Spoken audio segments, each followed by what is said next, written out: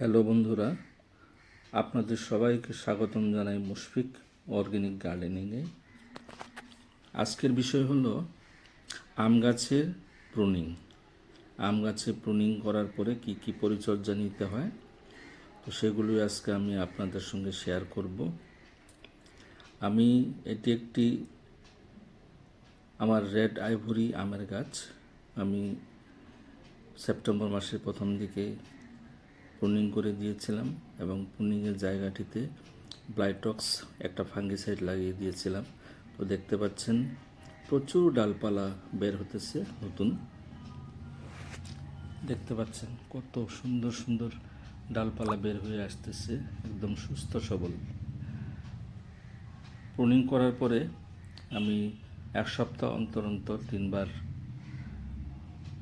Micronutrients বা organic, যেটা আমি গাছের পাতায় স্প্রে করে দিয়েছিলাম। তো আপনারাও চাইলে অর্গ্যানিক মাইক্রোনিউট্রিয়েন্টস গাছের পাতায় স্প্রে করুন প্রুনিং করার পরে, তাহলে ডালপালা যেগুলো নতুন বের হবে সেগুলো একদম সুস্থ সবল বের হবে। আর যদি ডালপালা সুস্থ সবল না থাকে তাহলে ফুল বেশি আসবে না, ফলনও ভালো হবে না।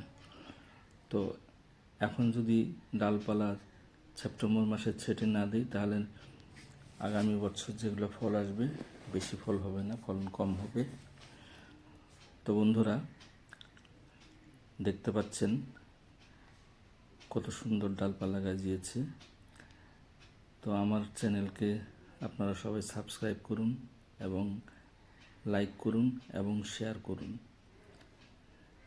আপনাদের সহযোগিতা আমার অত্যন্ত দরকার। সহযোগিতা না করলে নতুন নতুন ভিডিও বানিয়ে আপনাদের সঙ্গে শেয়ার করতে পারবো না এবং তথ্য সম্বন্ধে জানাতে পারবো না।